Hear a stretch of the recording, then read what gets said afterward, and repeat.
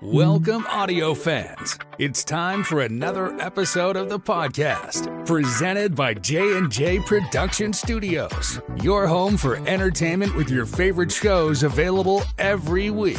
And now, it's time to begin. In 5, 4, 3, 2, 1.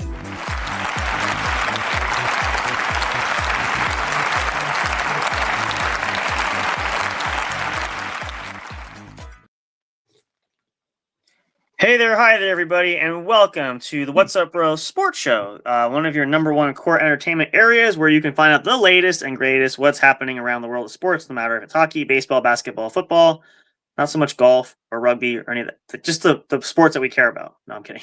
You mean we don't have a separate rugby podcast? Come on. You want to do that? Be my guest, but yeah, I'm gonna take a nap that day. Okay. That not my forte, but it's ICM Crow here with the Taskmaster Bill. We're hanging out. We're going to chat with you guys a little bit about some of the latest sports headlines. We got some exciting news that we're going to share as well. We did talk about it. We didn't have. What did we do over the weekend? We did do one show. What did we do Saturday? Was it Saturday night? We did a game corner, right? I wasn't there Saturday night. I'm sorry. Was it Sunday? When did we do the game corner? That was a lot. Yeah, we didn't do anything Saturdays. It's kind of a mishmash. We're kind of in that holiday season now, you guys know. We just had Memorial Day coming up. We got 4th of July coming up. Everybody kind of tends to get busy over the holidays, so it's kind of hard to keep track. But we're here now. We want to give some entertainment for you guys, talk about some things. We will share a couple just quick announcements, and we're going to get started just because we want to make use of our time. And I think we'll start here. This is going to be fun. We won't mention 4th of July yet because we're still a little ways away, and I want to use this instead because we have another challenge coming up to be determined exactly when. But if you guys enjoyed the Cinnamon Challenge, we got a whole brand new one for you here, the Three Amigos podcast. Check it out. We are going to be doing the Lemon Juice Challenge. Now, some of you guys may be familiar with this. Maybe you've tried it yourself. So the idea is to get a little bottle like you see in the grocery store, use it for seasoning, like the little lemon juice. And we're going to be drinking that straight up. Pure lemon juice. No tweaking of it. Nothing whatsoever. Have we set a date for that, Sam? We have not. We're going to chat about that. I'm thinking maybe sometime coming up. Now, we're coming into June. We could probably slot this in before the 4th of July holiday. So we're going to just have to see how everybody feels about that. But I'm thinking sometime in June would be fun. And obviously, you guys will participate. Join us and come check it out. You can come on the show with us if you want to send us videos of you doing it, photos, video, whatever. Be our guest. We hope you tune in for that. We'll see who can handle. We give props to Taskmaster Bill, though, because he did win the Cinnamon Challenge. That was not as for not having done it before. He actually did it pretty well. So that means the lemon juice should be a piece of cake. Stomach of steel. Yep. Well, we're gonna find out. Sour doesn't bother me. That's fine. Well, we're just working us up to some really, really good, fun stuff. We'll put it that way. Yep. So brace yourself. So. Just an just for your information there. Keep that in mind. And the other announcement we have too is I'm not sure if anything else we're mentioning here. Well, since we're on here in the show, we do have we are going to be starting up. We've been working on it. Things are really set in place. We are going to be starting to record that. But you guys know we shared this before. In case you don't, we'll revisit it just as a refresher. And that is we are going to be relaunching more audio episodes of the What's Up Bro shows. Any of the shows that we do. They will be pre-recorded episodes, which will be uploaded and will launch on Friday nights. We're trying to go back to that. That was kind of the plan early on last year. Because of personal things happening, we didn't get a chance to do that. But we have things finally rolling in place. We are going to be incorporating that. So you guys will get double the content because we'll have new audio episodes. And then, of course, we will go live with Three Amigos Friday nights. We have the other shows. So kind of get the best of both worlds, as it were. So make sure everybody is tuned in and ready for that. It's going to be epic. It's going to be amazing. We're going to have a good time with that. Hope you guys are excited. We are excited as well. But that's going to start. We are looking to have an episode coming out this Friday if things go well. Hopefully the next day or so, we're going to try to record. But you guys can tune in for that. You guys know it'll be on your speaker, Spotify, iHeartRadio, SoundCloud will be up there. And we will share the links on social media as well. The only place you will not be able to catch it, and again, this is the other caveat. We want to mention this because if you are not familiar with it or new here, or haven't seen the show or listened to the show before, there will no longer be episodes uploaded to YouTube, and that's simply because of some changes to the policy that YouTube has made over the last year or so. So not going to be there. Audio episodes you'll get on other audio streaming services, but the video episodes will be exclusively here on YouTube and all other places as well, according to social media and some of our pages you can check out as well. just to kind of give you guys a heads up there. But stay tuned for more. We'll give you guys posted on that. So maybe we'll share a couple other things down the road, but that's pretty much the basis for now. So let's jump right in here. I think the first topic, I think you have some stuff pulled up from the articles. I didn't look at anything lately, but I want to start on this one because this has kind of been big. And it's been talked about, it's been shared about, but we're going to start here in basketball and talk about those New York Knicks, who absolutely, I guess, running away with it probably is the lesser, shorter version to say it. Ran away with that series against the Cavs. I got to say, I'm not saying it for certain, but I think they are definitely primed to make a championship run based on what we're seeing there. It's not going to be an easy feat, mind you, but based on that performance, if they can keep up that momentum, I don't think it's impossible. What do you think? You know what? They have a really good shot at it. And I read an article today, and they said that whoever wins between San Antonio and Oklahoma City will still be the underdog. Yeah. So the Vegas money, it looks like, is going to be going on the Knicks. So you know what? I a couple weeks back, I gave my prediction of I thought San Antonio would win, but I hadn't seen the Knicks play at this level. I watched some of the game the other day, and man, they dominated the Cavs in a game they had to win. It was impressive. Yeah. The one guy I do like that I don't think gets enough talk is OG Anunoby. I like the way he plays. I mean, Brunson goes, I don't think I have to say much. I think they're deep, and I think if they're going to win, this is one of those times they have the opportunity. Yeah, I mean, again, it's going to be no shortchanging of a small feat of trying to do it, because obviously, even if it's whether it's San Antonio or even if it's Oklahoma City, whoever gets in, it's gonna be a challenge. But I gotta say, I wasn't so sure about the New York Knicks, because we've heard this story before, we've seen this before. The trend is usually the same. There's usually some kind of, there's always a reason why they kind of fall short there. I don't think it's much different now too, but the only thing that is different is the fact that I've said it before, I always say it, I'm a big proponent of when teams get hot at the right time, good things can happen. And really, honestly, at this stage, I don't see why this is any different. Now, could it also go completely wrong, and could the Knicks go cold and lose it all in the final? That's possible too, but if they maintain this momentum, if they are able to, I don't. They don't have to even be as hot as they are now, but if they somehow manage to do that, they could really keep the fire going and really push either Western Conference team, because they are just lighting it up. I mean, there must be something in the stars right now. I mean, well coached. I'm not going to deny that, but I mean, they've had Patrick Ewing. They've had Carmelo Anthony. They've had Amari Stoudemire. They couldn't get her done. Yeah. So why now? Why now all of a sudden? I don't know if it's like obviously basketball is cyclical, and at a certain point teams get good. Yeah. But I think it's been since Melo that they've had this good a shot at it. Yeah, that sounds about. And again, that's the whole thing with when you. And I don't know. I can't figure out the formula either. There's a lot of things that could be, should be, maybe will be. I don't know. But the concept is, whenever teams like this, we don't see a hot streak usually like this very often. What if they won 11, 10? Something 15? It's got to be. Yeah, I lost track. Something like that. And I think they're almost all of them have been by double digits. Oh, I have my Gatorade. I'm going to get some drink. Speaking of sports, makes me sports thirsty. I have a Gatorade in the fridge. Let me go grab that since we're on the topic. Yeah. It's I mean, I wouldn't say they're the late 90s or mid 90s Chicago Bulls or anything, but no. But they are. I mean, you can't deny Josh Hart. Yeah. I mean, Karl Anthony Towns. These guys are playing at their peak, and if they all play at their peak together, yeah.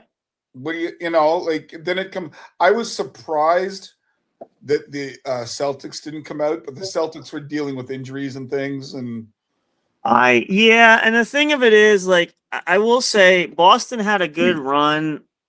It was a good credit to their. I mean, I didn't think they would get nearly as far.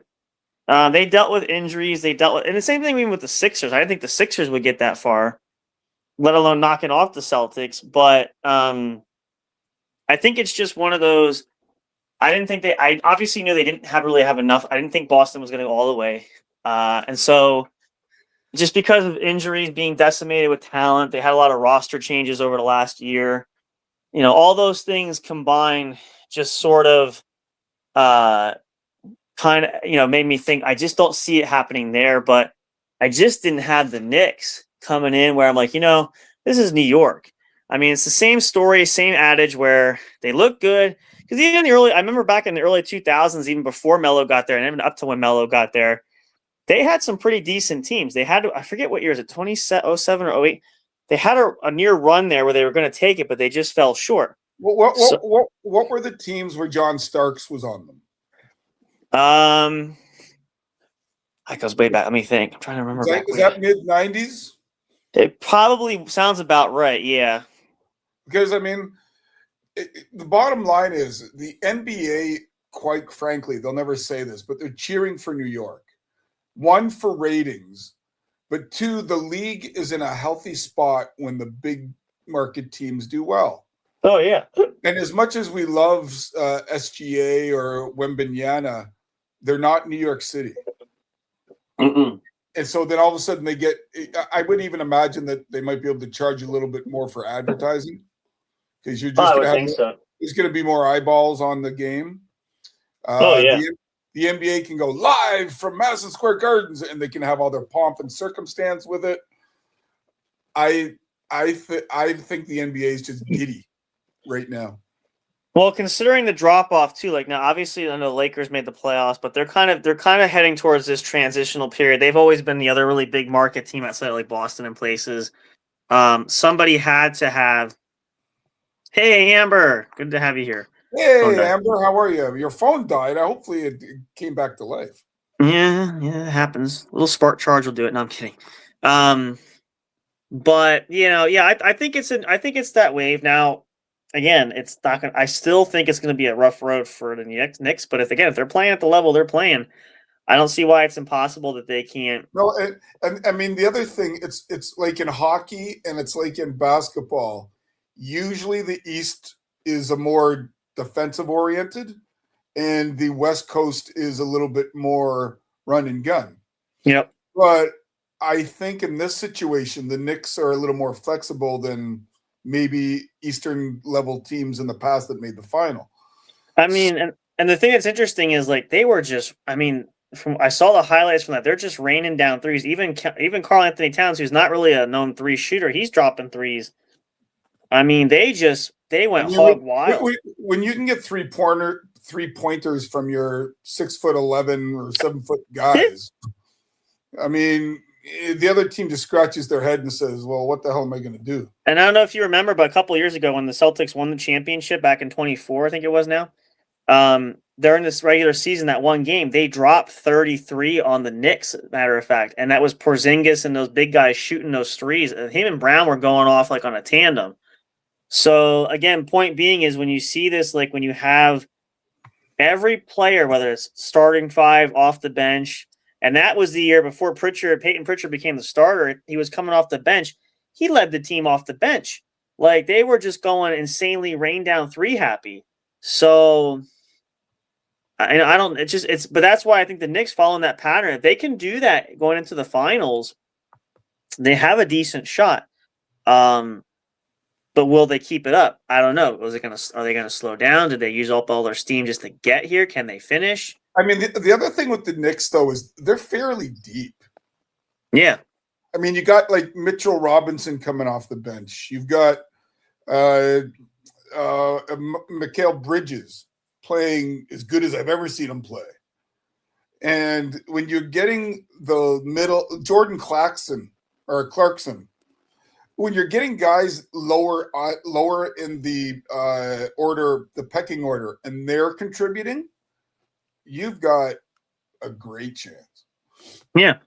And again, no, it takes all contributions, so it'll be interesting. I would say, and again, I don't know. It's hard to determine at this point. I'm looking at the stats here real quick. Yeah, like they're number 2. They're backups. I mean, you've got like Shemet. Every time I see him, the guy's playing great. Yeah. And like McBride. I mean, he doesn't see that much court time because Brunson is just, he's all world. But I mean, you're getting contributions from all across the roster. And it's true in any sport. When you get depth with experience, with confidence, and you can shoot a 3-pointer, and don't get into too much foul trouble, and don't give the ball over, you're going to win a lot of games. Now, the sad part is it looks like the Spurs are going to go down 3-2, though, here, which is not a good spot to be in. But no, I mean, selfishly, as someone near Toronto, I mean, you always cheer for SGA. But is he from Toronto or from Canada? Yeah. Oh, I didn't know that. I know I've heard of him, but I don't know a lot about his background. Well, yeah, he's 2-time defending MVP. That I know, but I didn't know his background. He's from Canada. I don't know his personal life. He's on the national team and all that kind of stuff. Yeah. And his cousin is what's his name? Daniil Walker or whatever. And so like they come from good stock. But obviously they're, like he doesn't have as good a supplementary crew. Like the rest of the guys aren't up to his level, right?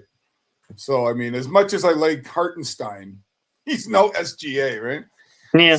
So should be interesting. I think the Knicks will be the betting favorites. I have to be. I mean, especially after that last performance dominating the Cavs, you got to think they got to be favored going in. But and it's to Vegas's advantage to have them as the favorites because the money will pour in. Oh yeah. And speaking of that, what's that? I was just going to say, I always wonder how Vegas makes their money if everybody bets on the better team. But then the payout, you have to pay big money to get decent money back, right? Oh, yeah, there's always some kind of percentage. I know they make it. Otherwise, they wouldn't be able to stay in business for that. So exactly, yeah. But I was saying, speaking of Vegas, not to shift gears all the way, but we're going to shout out to the Las Vegas Golden Knights in hockey, who are still well within the playoffs there. They're still up, beating up on not beating. Well, they're leading the Colorado Avalanche, but they look like they're primed to. I literally have it on in the background, and with 18:40 to go in the third, Vegas is leading 1-0. If Colorado gets swept, wow. It could be interesting. Now, where are we at? I lost track. I think Montreal lost the other night, right? Montreal lost the other night. So Carolina's up 2-1. It's far from over, though. No, oh yeah. The last 2 games have both gone to overtime, and Carolina's won both of them. So, overtime is always, in hockey at least, it's, you could take a bad bounce and could hit the referee's skate. You could have a funny bounce from the corner. Yeah. So you can hit out. Like I remember one year Calgary won the cup and the winning goal was scored off the guy in front's ass. Like, I remember that one. That was great. Anything can happen. And I mean, it's the same in basketball. I mean, if you just manage to tie it, get it to overtime, then hit 4 straight shots, you're going to win overtime.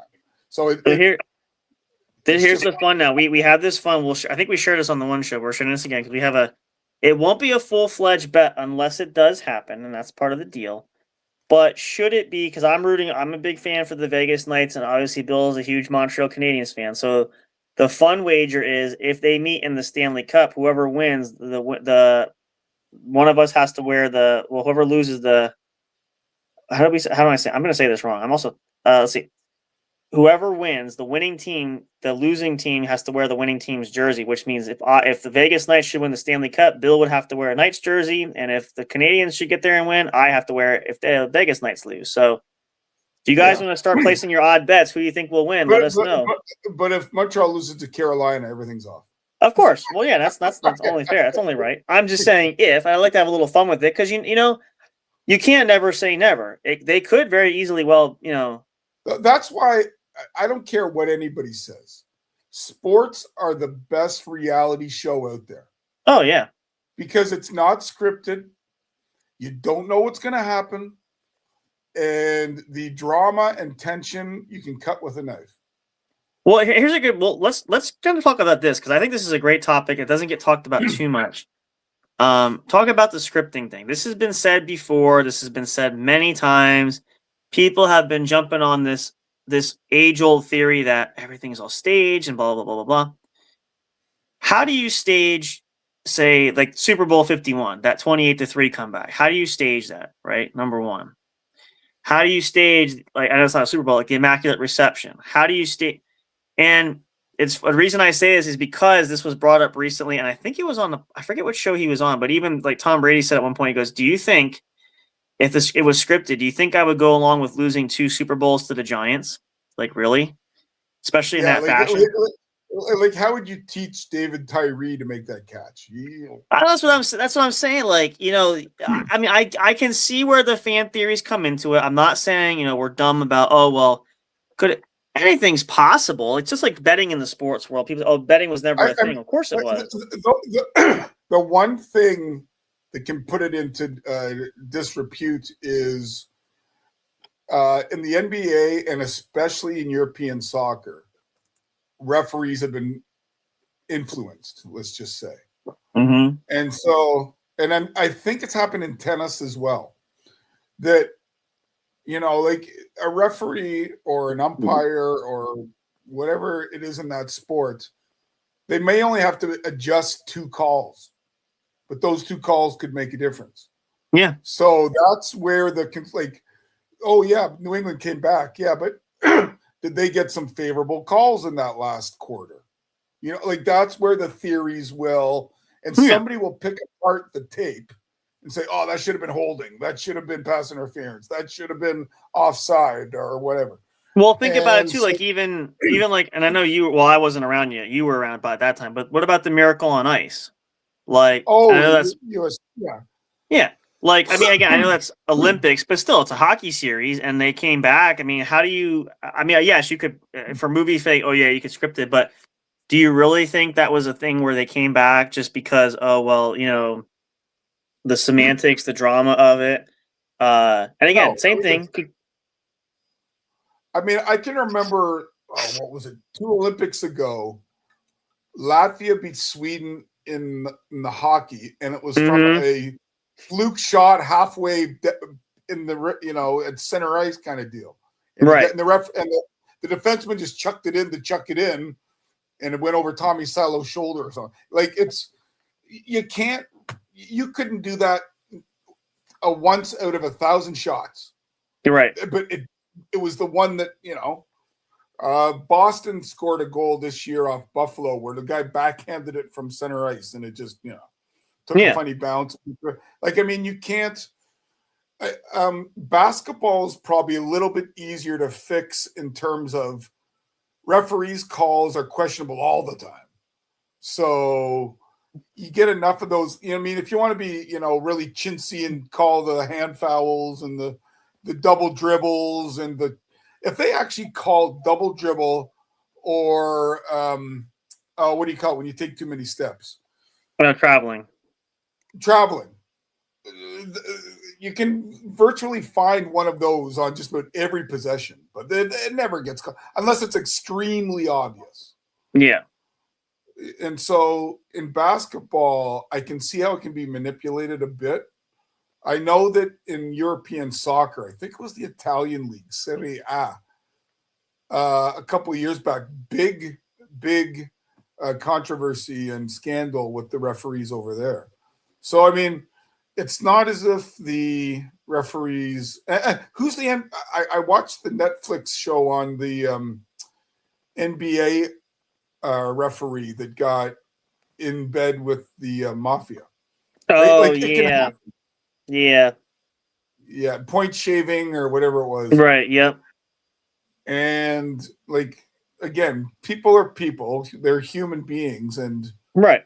If either they feel slighted or they think it's easy to do, nobody will notice, and you can make $20,000 for changing 2 calls. Well, and that's the thing. Like, it goes back to, and again, I was thinking about this earlier too. Like, I know people keep saying, "Oh, the Spygate, I get it. The Tuck rule thing, I get it. The Deflategate." Look, and the perfect example is the Tuck rule. I think we said this the last time. If you look at it back now, was it a bad call? Likely, and did the Patriots get lucky there? Yeah. If you look at it now, it looks like it should have been a fumble. Right? They created a rule for Brady. Right. So I mean, I get all that, but like when you look at, I'm saying like you can't say the officials are not going to get it wrong. Things are going to happen. I mean, the worst I ever saw in the NFL was, do you remember the last time the refs went on strike? Mm-hmm. And there was a game between Green Bay and Seattle. Oh, that interception in the end zone, that wasn't an intercept. Yeah. And everybody in Green Bay is like, what the hell just but who was the corner? They wrestled the ball away from who was the receiver? Was it I can't recall. Maybe it was James Jones, I don't know. Let me look. I'm going to look it up because I want to be specific. But I think the referees were like, I don't know, Division II referees. Right, yeah, they were fill-ins, yeah. Yeah, because the Division I guys wouldn't do it, so I don't think they would. So it's Division II and Division III guys, and I mean, God bless them. They're probably trying their hardest, but they're not NFL referees. Oh, here we go. Yeah. Okay. Oh, they call it. Oh, it has a name. That's pretty funny. They call it the Fail Mary. Oh, the Fail Mary. That's it. Yeah. The infamous Fail Mary occurred on September 24th, 2012, during the final play of the Packers versus Seahawks Monday Night Football game. Seahawks quarterback Russell Wilson threw a Hail Mary pass to Golden Tate, who wrestled the ball in the air with Packers safety M.D. Jennings. Replacement referees controversially ruled a simultaneous catch, resulting in a game-winning touchdown for Seattle. Yeah. I mean, anybody with half a brain and watched it knows it shouldn't have been a touchdown, but you got to think they didn't have replay then. They did not as intricate as they do now. Oh, no, they might have had a version of it, but not what it is right now. Well, here's the thing. Like in the section, it says the aftermath, the NFL stance. The NFL ultimately upheld the outcome of the game, but acknowledged that the officials missed the pass interference penalty on Tate. Yeah, I mean, the one thing that every league will do, regardless, NFL, NHL, MLB, whatever, they're going to protect their officials. They have to. Well, yeah, I get it. It's like there's something that's almost like what do you call it? It's unionized. I get all that stuff, But at the same time, they admitted an error was made, which they don't do that often. But that just makes it look bad for the league. Now here's a follow up. Here's one of my bigger. I mean, that was a big one back in the day. But if you want to get more recent, let's go back to the 2018 NFC Championship game. Okay, and that was the Saints and the Rams. All right. That call that wasn't pass interference by the 1 yard line there, where the line judge was right there. And if you go back and read the rule book, and I've been around football long enough, and I know the rule book. But that was called on. I forget who the receiver was, but that was Nikel Roby-Coleman was the defender for the Rams. Clearly tackled the Saints receiver. And the rule is, and I think you have to look back. You have to look over and know, like you have to be you have to know where the ball is at in the air. If you look at Coleman's, he tackled the guy, did not even look over his shoulder, so completely ignored the first half of that rule of you have to be able to look behind you, like where's the ball? He didn't even know where it was, and tackles the guy. Like how? And I'm up there, I'm yelling at the screen, like I was rooting for the Saints, like, and again, I said if the Saints made the Super Bowl and would have beat the Patriots there, that's fine. But I'm like, how do you miss that call when it was right in front of the line judge? Like I said, Stevie Wonder could have made that call. I mean, the other one I thought of right away that benefited the Packers was the Cowboys-Packers Dez Bryant catch, no catch. Oh, yeah. Yeah. I forget what year that was. 2018? No, I think it was earlier than that. Let me see. It's 2015. 2015. Yeah, probably. Dez Bryant, catch, no catch. Oh, catch versus the Packers. Because they initially called it a catch. Right. And then I don't know if the referees conferred. I can't remember if it was replay. January 11th, 2015. Yeah, because it was a play. I think it would have been a playoff game. It was a play, yeah, divisional NFC 2014 NFC divisional round. Yeah. With 4:42 left in the fourth quarter and the Cowboys trailing 26-21, Dallas faced a crucial 4th and 2 from the Packers' 32-yard line. Quarterback Tony Romo threw a deep pass down the left sideline to wide receiver Dez Bryant. Bryant made a spectacular leaping grab over Packers cornerback Sam Shields, bringing down the ball and taking 3 steps before lunging toward the goal line.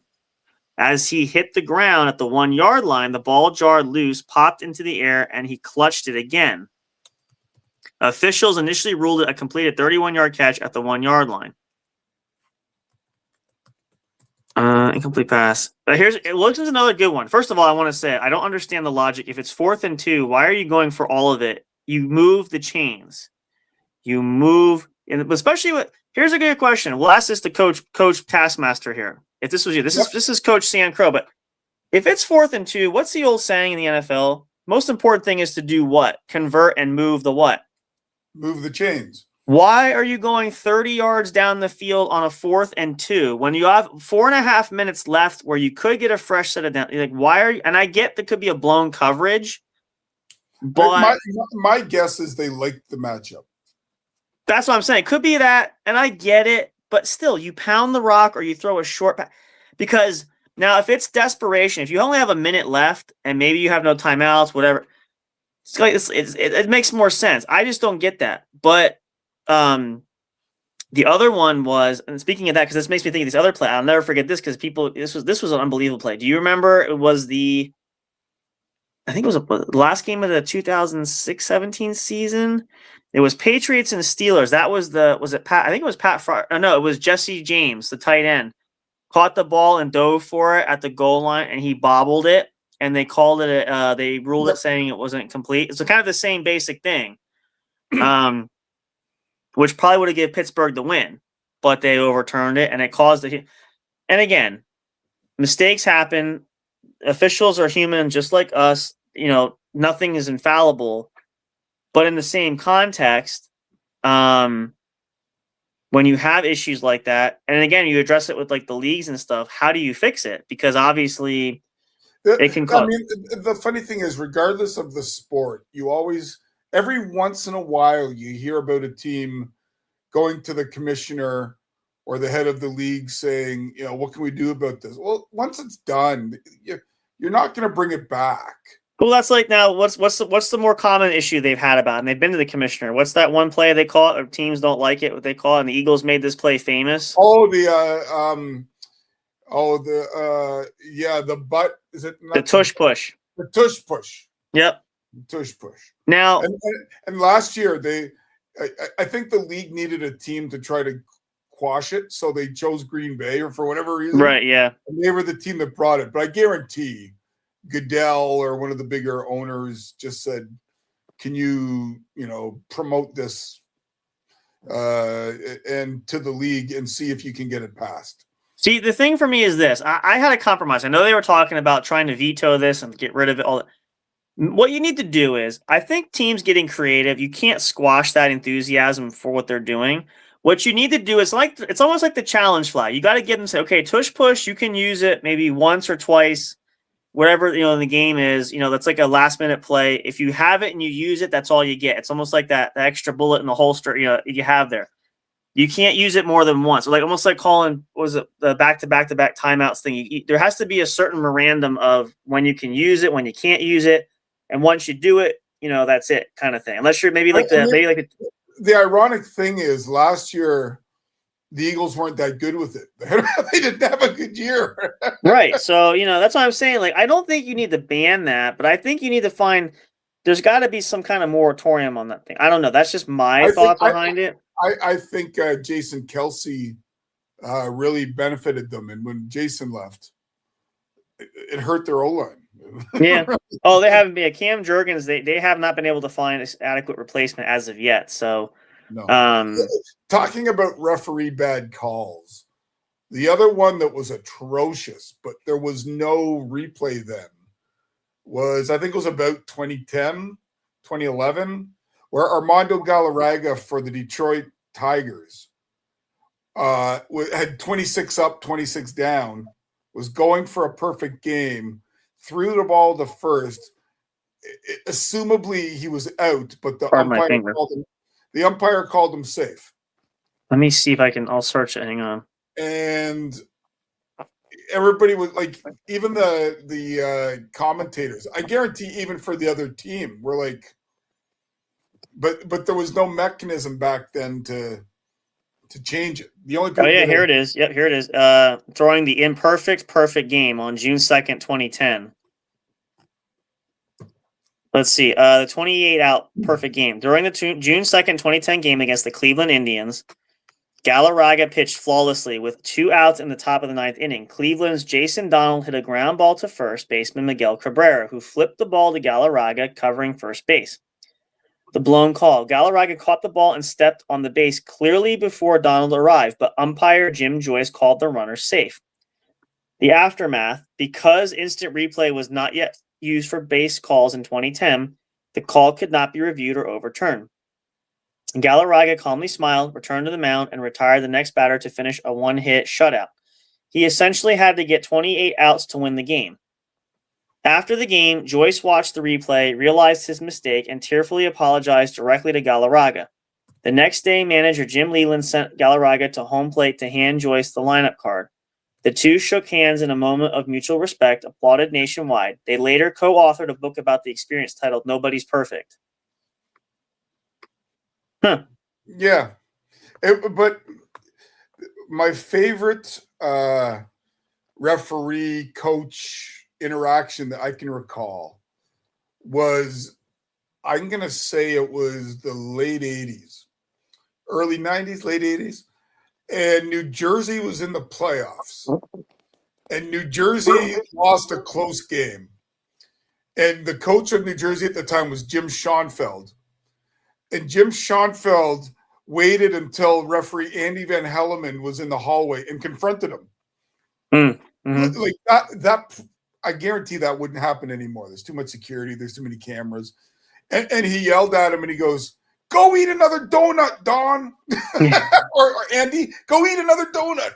Yeah. Yeah, I could see that. It's like if they did that now, he would be, what do they call it? Canceled?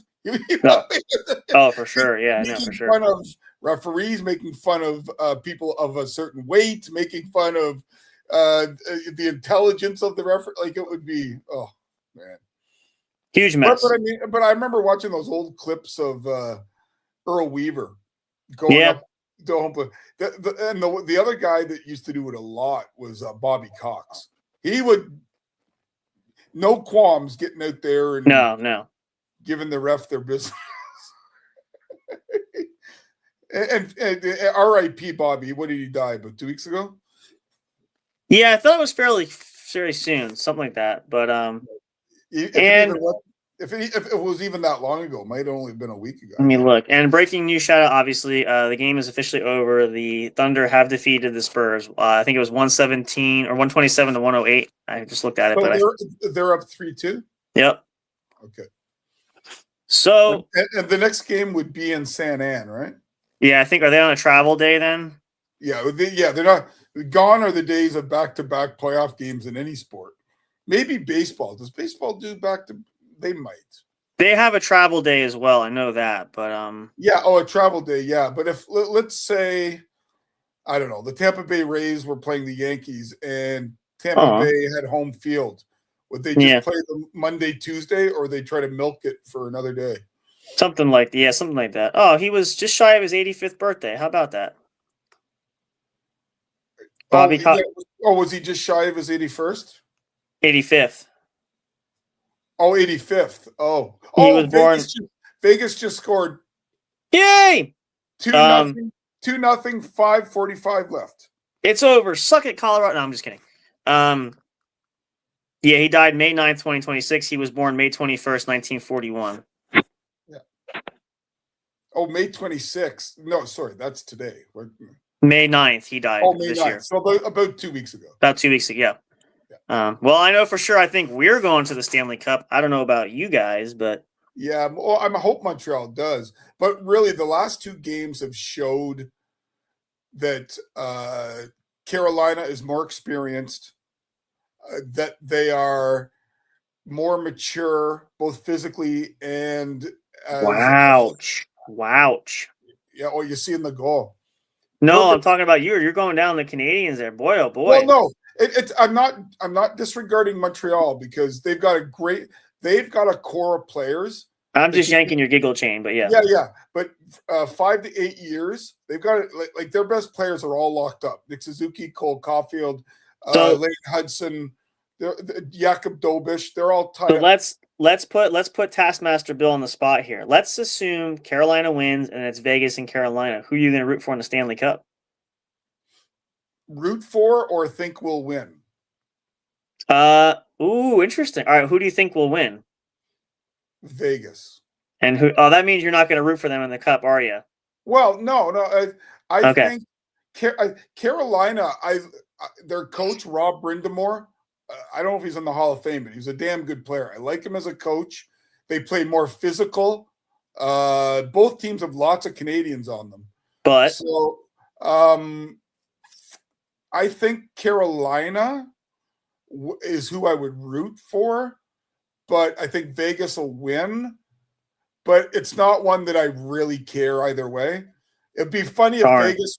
It would be funny if Vegas won because the people in Toronto would have a shit fit over Mitch Marner doing so well. Mhm. So see, he didn't get it, folks. I was trying to tease, like I'm trying to get Taskmaster Bill. I want to get him a Vegas jersey to wear just for any reason. He wasn't picking up on it. If he's rooting for them, that was the whole. I was trying to slide that in there, but he wasn't picking up the. It in there. Yeah, No, I think they would be favorites, probably. but like I have nothing against them. Like it's a nice story with Tortorella coming in with 8 games left. Oh yeah.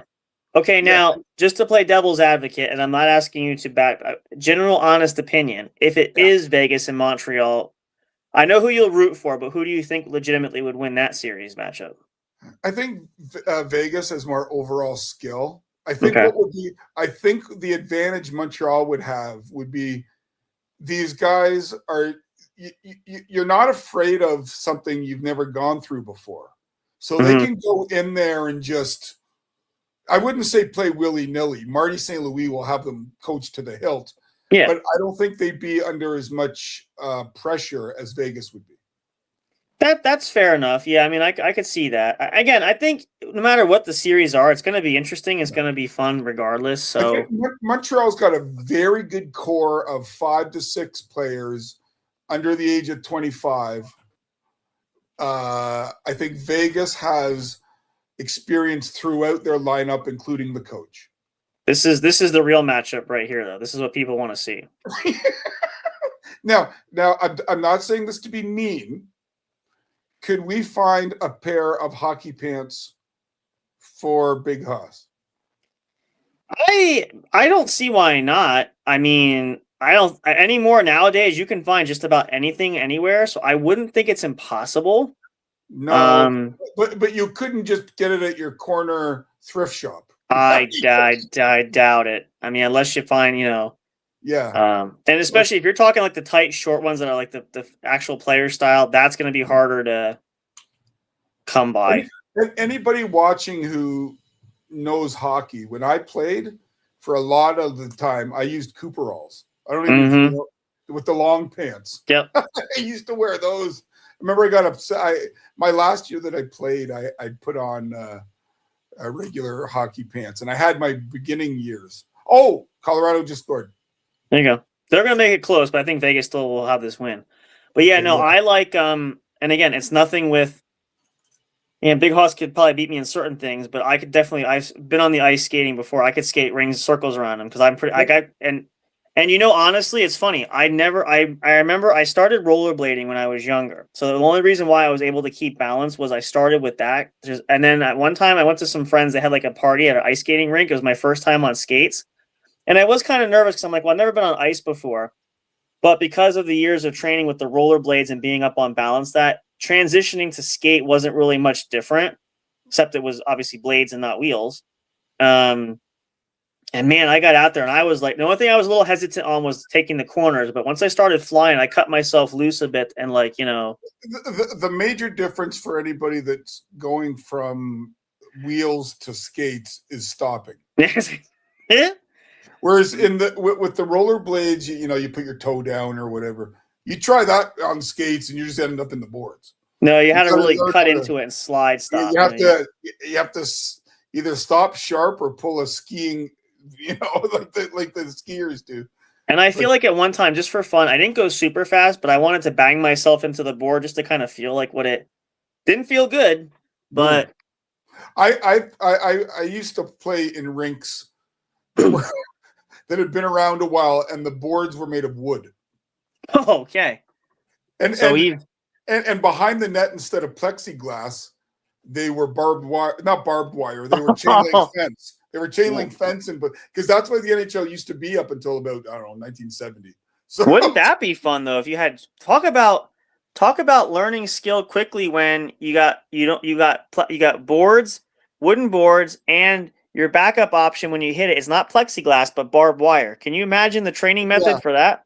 Well, it wasn't barbed wire; it was chain link fence. No, I'm just saying. But imagine if you had barbed wire, that would really be teaching you why you shouldn't be hit against the wall. Because I remember playing in a small town Ontario rink, and the Zamboni used to have a conveyor belt that would scoop up the ice. Really?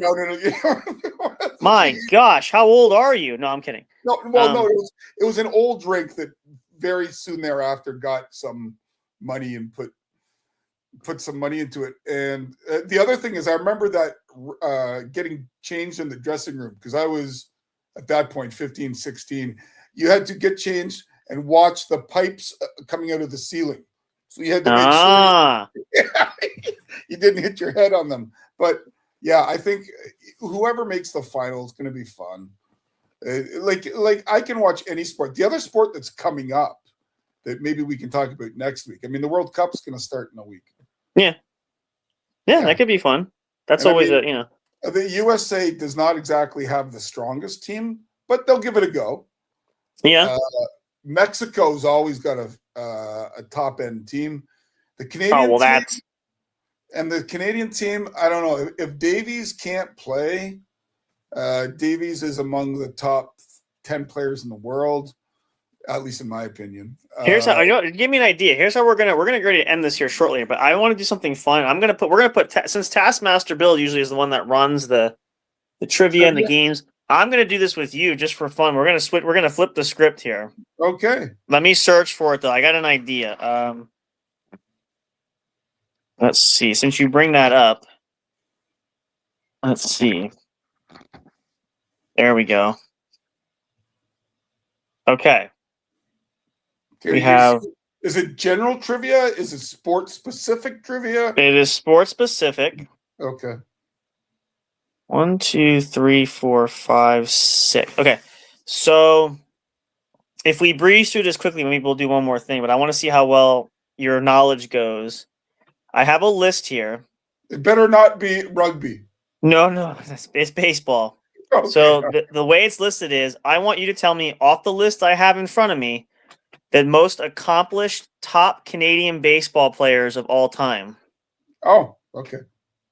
So we'll see. Since you are from there, don't do your country any disservice here. You should be able to name these guys. These are pretty famous guys. I know most of them except for maybe one or two.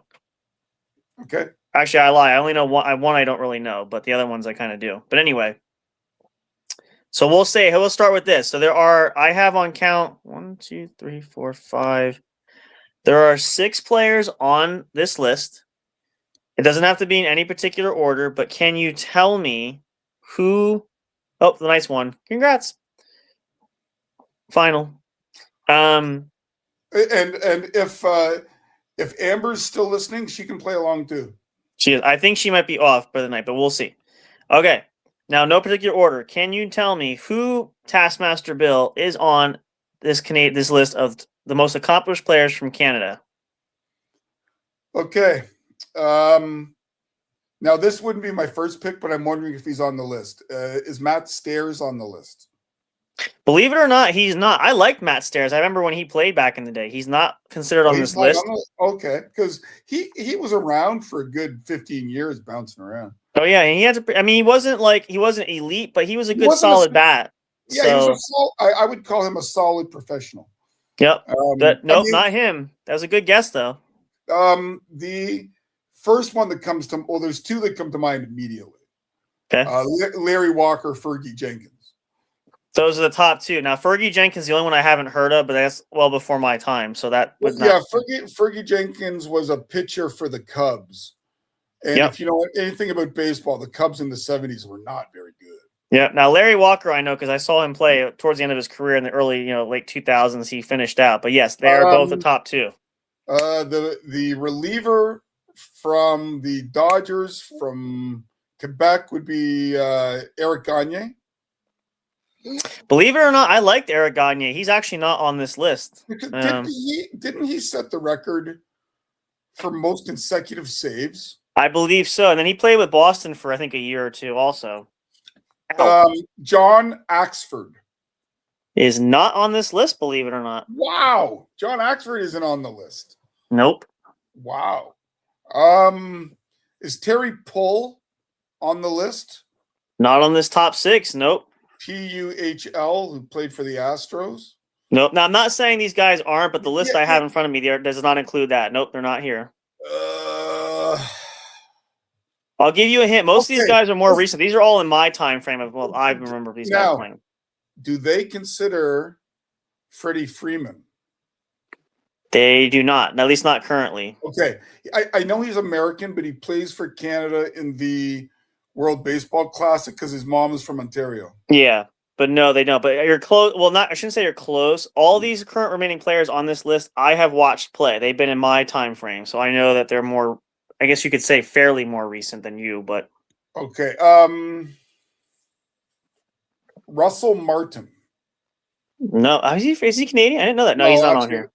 No, I don't think he's Canadian. No. See, I could give you Paul Quantrill. He's not on here. Not on the list. He's from up the road. And his son Cal.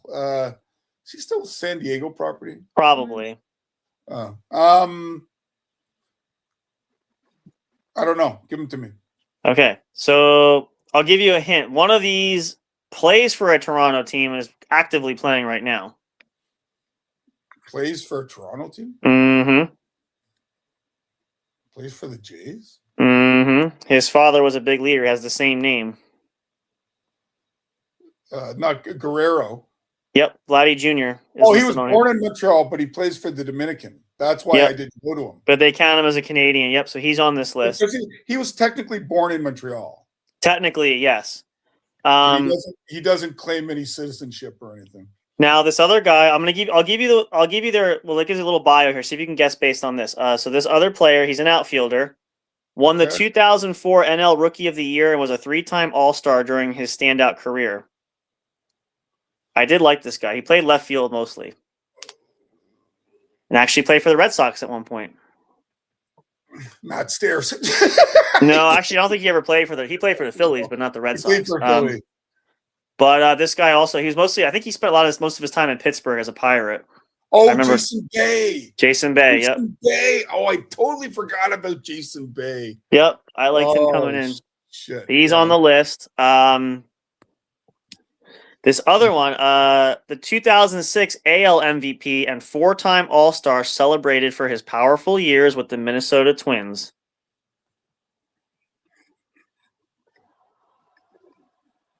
Here's another hint. He has the same first name I do, the real first name. Oh, Morneau. Yep. Morneau, yeah. Yep, I loved him. He played. Yeah, Vladdy threw me. I would not consider born in the country, but not really true Canadian if you want to go that route. But I'm very surprised Eric Gagne isn't on that. He is just on this particular list. I'm sure he's got to be somewhere, but yeah. I mean, the other thing that's interesting is there's a minor pro league in Ontario with teams from around the province. The Toronto Maple Leafs team, they're called the Maple Leafs baseball, right now they just signed for about a month Yasiel Puig. Yeah. Playing for the Toronto Maple Leafs but I also saw that he just got convicted. So I don't know how much longer he'll be playing. Hard to guess. Now, this last one, there's one more here. Okay. I don't want to give you the team because it'll give it away entirely. It should give it away entirely. I'll give you the stats. If you still can't get it, I'll give you the team. I'll give you the team. Okay. A 2010 NL MVP, 6-time All-Star, and one of the most prolific on-base hitters of his generation. And he spent nearly 2 decades with his. He only played for one team in his career and spent almost 2 decades with them. He just retired recently too, actually. Minnesota. Nope. No. But I thought that's who you said. Mm-mm. No, I didn't give you the team name because it'll give it away. Oh yeah, that was Morneau. Yep. Give you a hint. Same position. Left field. Not Morneau. No, first base. Oh, sorry, first base. Because didn't Morneau spend some time in the outfield? Yes, he did. Yeah. I can't remember. It's late. I can't remember. All right, I'll give you the team name. This might help you. He spent nearly 2 decades with the Cincinnati Reds.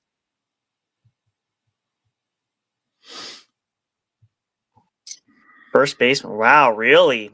Oh, Joey Votto. Joey Votto. Joey Votto. Oh, I was gonna say, wow. Yeah, it's late. No, it's okay. But I was going to say, he was an all-time legend, and he just retired recently. The thing with Votto was his last year, he signed a contract with the Jays. Mm-hmm.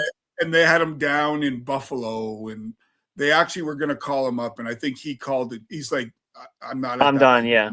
Yeah, Hence why I said technically he really only played for one team because he never saw action for Toronto. So that's like years ago, Vladdy's dad, before he retired, signed a minor league deal with the Jays.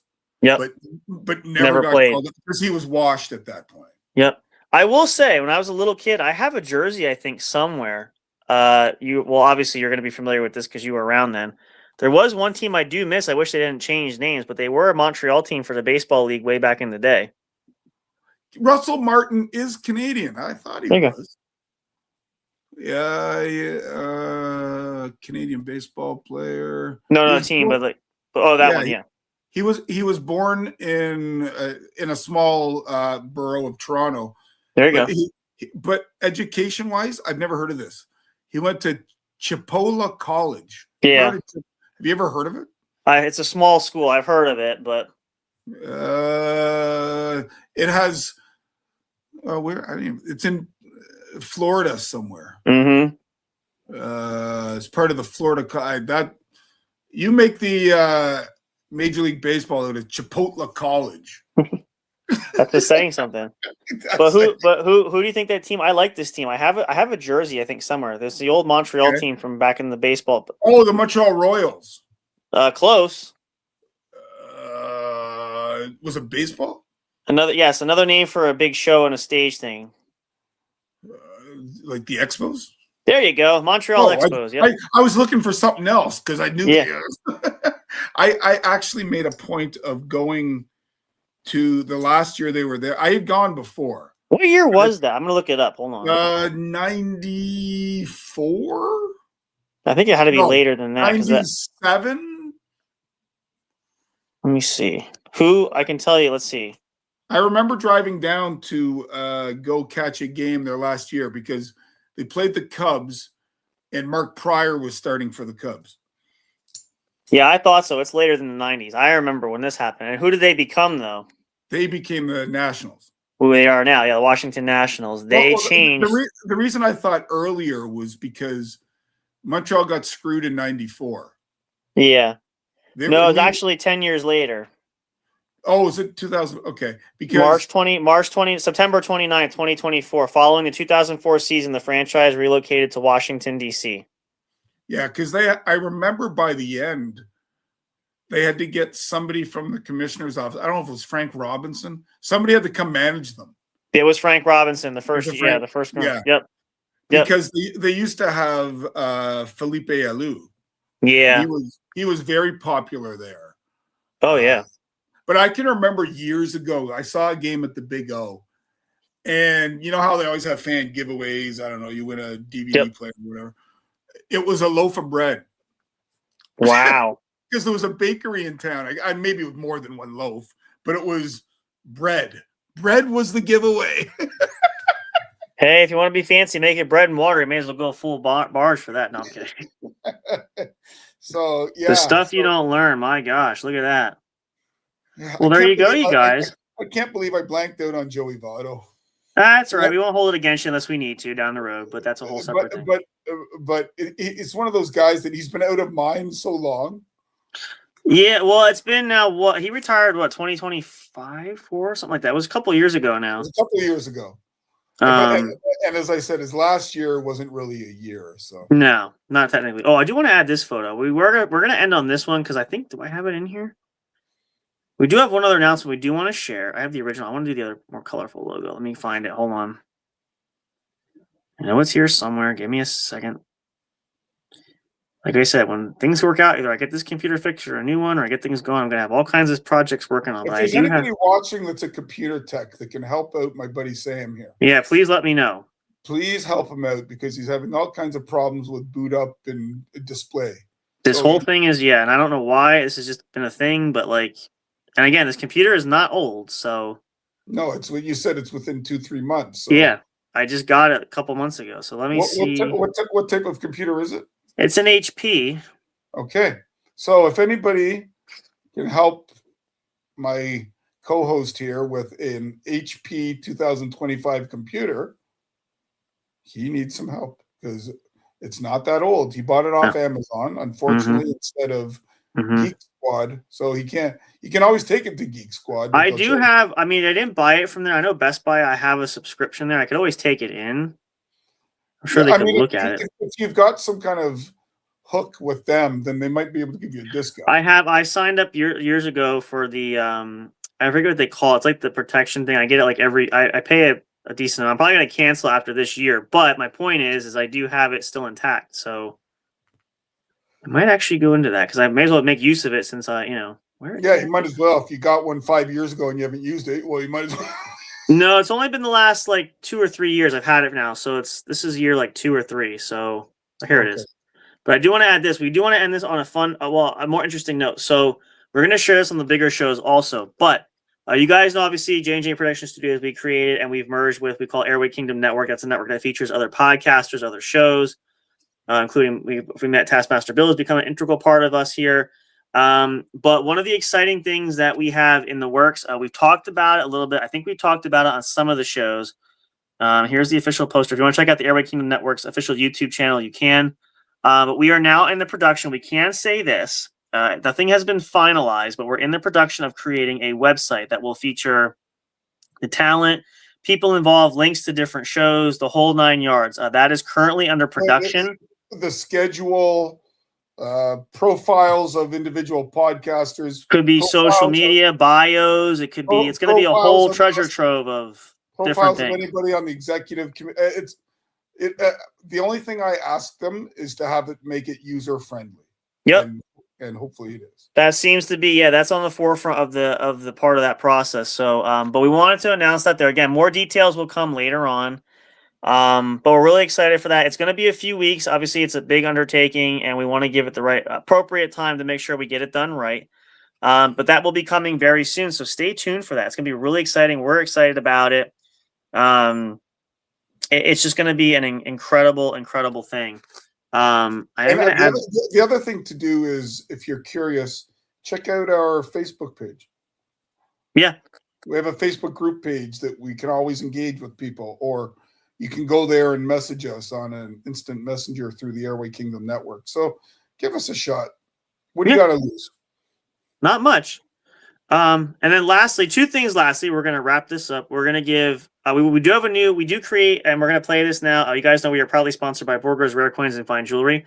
We're going to have a new commercial tell you about that. We're going to play that here in just a second. But first, let's give Taskmaster Bill his nod there. If you want to hear more from him, it's part of the network here. We have other avenues. We're trying to expand it, but you can catch more of his crazy, zany antics. If you want more interesting facts and know about things and want to hear more ramblings, the best place to do it is... Don't hold Joey Votto against me.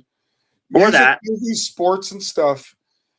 It essentially is topics of my passion. So if you like, I do a lot of lists and countdowns with music or features on artists or albums. Movies, I usually give a movie review. I might give the odd list here and there. Sports, it's basically what you just heard, chewing the fat and recording Yep. it. And stuff is pop culture, history, headlines, something going on that I feel like talking about. Nothing that's too heavy because we want to uplift and not bring down. Exactly. So better place than that. Check it out. If you want more details, that's the place to do it. And so, quite lastly here, we're going to wrap this up in just a second, but we do want to also, we're going to play this as the show goes, before the show goes out, then we're going to hit we will hit the final closing to with the outro play. But we want to give you guys a huge shout out there. I'm going to put I think I have the banner here for this one. I'll put this up really, really quickly. I'm going to let it do the work. Maybe I don't have it on here. I could have sworn I did. That's not it. We have this one. We'll put this one up here too. We'll play this for you guys quick just to end this out, and then we're going to wrap things up here. But want more details? Well, let's have the commercial come straight to you, just like they did in the past. Check it out. See what you think. Are you looking for some extra cash? Are you wondering if that old jewelry or coin collection sitting around is valuable? Then visit Borger's Rare Coins and Fine Jewelry. Call or text owner Jeff at 973-390-4606 for a free evaluation, no pressure to buy or sell consultation, and answer any questions that you have. Also, be sure to visit BorgersRareCoins.com for further detailed information, as well as buying and selling directly online. In business for more than 50 years, Borgers knows the true value of not only precious metals, but their customers as well. A small, independently owned establishment that offers that family quality feel. You'll be absolutely thrilled with your experience. Don't delay. Contact Borgers today. Located in Hellertown, Pennsylvania, and proud sponsor of the What's Up Bro podcast show. We hope to see you there. So please visit there. If you guys want more details, we'll be happy to share it there. But there you hear. You heard it first. First time airing this on. You'll hear this commercial a bit more. We have another one coming out as well. Hope you guys check it out. Make sure you tell them that we sent you. Proud partnership and sponsorship there. So check them out today. One last sporting note before we leave. I don't know if there's any tennis fans out there, but the French Open is on right now. And my mom is a huge tennis fan. Every time I go over, she'll ask, Billy, did you see? Probably not, but I do watch it from time to time. And of course you do. The Canadian Philippe Auger-Aliassime won the first round. I think he's 4th ranked.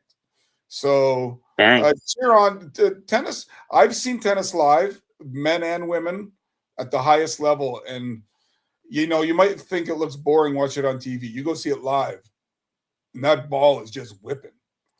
So I will keep that comment to myself, but yeah. Yeah, I knew you'd go there. Anyways, check out the French Open. It's fantastic tennis. Check it out. Otherwise, you can check me out on music, movies, sports, and stuff. I hope everybody has a great week. Everybody, there's lots of crap going on in the world. Try to listen to our podcast to lift yourself up, and let's just be good people. Yeah, and again, you guys, we hope you guys enjoy the content. We got a lot of great things coming, a lot of awesome things that are going to be happening in the near future. So hope you'll stay tuned for more. Again, we'll keep you guys posted, more updates when we have more things coming out. And if you have a realistic challenge we could do, let us know. Yeah, we're open to all kinds of things. Audience participation. I'm not taking the skywalk on the CN Tower or something, but yeah, I'm not going to do that either. So if you want that, you're on your own. But that's a whole, I'm just saying that's a whole separate thing. I didn't sign up for that part. But anyway, you guys want to do that, you can. But yeah, that'll do it, you guys. Thank you so much for tuning in. We'll see you guys again. Stay tuned for more. We're going to see if we can do Pod Squares this week. It should be Wednesday night. We do have new Three Amigos coming out on Friday. And Take a Hit podcast should be out this Thursday as well. And again, we have new content dropping every day. We're working on some more projects. So stay tuned for more. A lot of crazy antics, crazy things you don't want to miss. And also, please remember, before we go to, if you like what you see here, we'd love the support. Please like and subscribe. And don't forget to click that notifications bell. This way you get notified anytime we create new content, whether it's What's Up Bro, which mostly here could be Voice of the Fans, could be anything. You don't want to miss it, so make sure you follow and subscribe there. And speaking of follow, make sure you like and follow us across social media. You can find us everywhere and anywhere. Stay tuned for more there. We'll keep you posted there as well. Check out our website too, j&jproductionstudios.com. You can visit that for more details as well. But we thank you guys for being here. Appreciate you guys for hanging out. Look forward to more content coming soon for all of us here, J&J Production Studios and Airway Kingdom Network. We love and appreciate you guys, your support. We'll see you next time at the show. As we say there, let me find the right screen because I always put the wrong one up. There it is. Thank you so much for watching. We'll see you all next time. Stay tuned. Have a great week. And here's hoping that our world is full of excitement, that maybe your sports teams and any of the competitions that are still going on, good luck and best of wishes to you there. But we'll see you guys again next time for more. So don't miss it. We hope you guys will enjoy that and see for more. Come back and join us soon. Until then, good night, goodbye for now, and of course, and as always, until next time, when we see each and every one of you at the show. Sayonara, ciao, goodbye, and auf Wiedersehen. Wiedersehen and arrivederci. Wow, even butchered that part up. My goodness. No, I'm kidding. I'm tired. He's tired. Let's have everybody go to bed. We'll start fresh tomorrow. Good night, everybody. See you next time. Thank you for listening to the podcast. Be sure to check J&J Production Studios on Linktree for all the streaming services and social media accounts where our shows are featured. We love and appreciate all your support. And as always, until next time, we'll see you at the show.